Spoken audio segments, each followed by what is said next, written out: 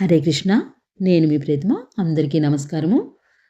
భగవద్గీత అంటే శ్రీకృష్ణ పరమాత్మ కేవలం అర్జునుడికి ఉపదేశించిన గ్రంథం మాత్రమే కాదు.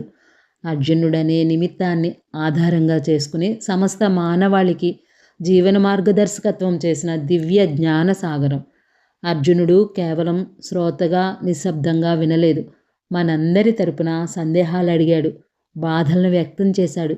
ధర్మం, కర్తవ్యం, జీవితం, భక్తి, మోక్షం గురించి ప్రశ్నించాడు. ఆ ప్రతి ప్రశ్నకు శ్రీకృష్ణుడు ఇచ్చిన సమాధానమే భగవద్గీత. అందుకే గీతను జీవనవేదం అంటారు. శ్రీకృష్ణుడిని విశ్వగురువుగా స్మరిస్తారు. జీవితంలో ఒక్కసారైనా భగవద్గీత చదవాలని పెద్దలు చెప్పేది అందుకే. భగవద్గీత చదివితే మనసుకు ప్రశాంతత, ఆలోచనలకు స్పష్టత, జీవితానికి దిశ, ఆత్మకు ఆనందం లభిస్తాయి. ఎన్నో జన్మల పుణ్యం ఉంటే తప్ప గీతా శ్రవణం కలగదు అని మహానుభావులు చెప్పిన మాట అక్షర సత్యం. మనము ఆ దివ్య భాగ్యాన్ని పొందుతున్నాం. భగవద్గీతను విని అర్థం చేసుకుని ఆచరిస్తూ జీవితాన్ని ధన్యంగా మార్చుకుందాం. హరే కృష్ణ. శ్రీకృష్ణ పరమాత్మనే నమః. శ్రీమద్ భగవద్గీత అధ్యాయం 1 అర్జున విషాద యోగంలో శ్లోకము 10.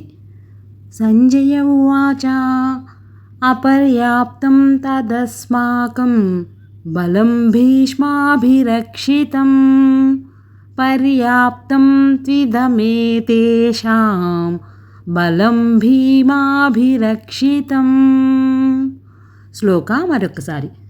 అపర్యాప్తం తదస్మాకం బలం భీష్మాభిరక్షితం పర్యాప్తం త్విదమేతేషాం బలం భీమాభిరక్షితం. భావం ఏమనగా సంజయుడు ధృతరాష్ట్రునితో ఇలా చెప్పాడు. దుర్యోధనుడు తన గురువైన ద్రోణాచార్యునితో మాట్లాడుతూ, భీష్మ పితామహుడు రక్షిస్తున్న మన సైనిక బలం అపారమైంది, కానీ భీముడు రక్షిస్తున్న పాండవుల సైన్యం పరిమితమైందని చెప్పాడు. భాష్యం. దుర్యోధనుడు తన సైన్య బలాన్ని గొప్పగా చెప్పుకుంటూ తన గురువైన ద్రోణాచార్యునికి ధైర్యం కలిగించేందుకు ఇలా అన్నాడు. కౌరవుల వద్ద 11 అక్షౌహిణీల సైన్యం ఉండగా పాండవుల వద్ద 7 అక్షౌహిణీల సైన్యం మాత్రమే ఉంది. అందుకే తమ సైన్యం పాండవుల సైన్యానికి దాదాపు 1.5 రెట్లు ఎక్కువ అని దుర్యోధనుడు భావించాడు. ఒక అక్షౌహిణిలో ఉండే సైనిక విభాగాలు ఏంటంటే 21,870 రథాలు, 21,870 ఏనుగులు, 65,610 గుర్రాలు, 109,350 మంది సైనికులు. ఇంతటి విశాలమైన సైన్యం తమ వద్ద ఉందని చెప్పుకున్నప్పటికీ దుర్యోధనుడి మనసులో భీముని బలపరాక్రమాల పట్ల భయం దాగి ఉంది.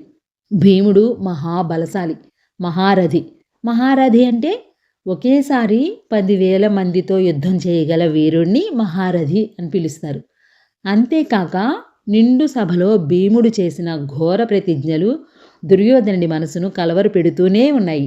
అవేంటంటే, దుర్యోధనుడి తొడలను విరగగొడతాను, దుశ్శాసనుడి రక్తం తాగుతాను, కౌరవులను సంహరిస్తాను అనే భీముని మాటలు దుర్యోధనుడికి భయాన్ని కలిగిస్తాయి. అందుకే అతడు ఇక్కడ ప్రత్యేకంగా భీముని ప్రస్తావించాడనమాట. ఈ శ్లోకాలో ఒక లోతైన భావం కూడా ఉంది. బాహ్య బలం ఎంత ఉన్నా అధర్మం చేసిన వారికి అంతరంగ శాంతి ఉండదు.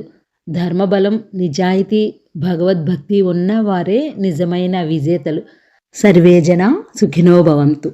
సర్వం శ్రీకృష్ణార్పణమస్తు. హరే కృష్ణ.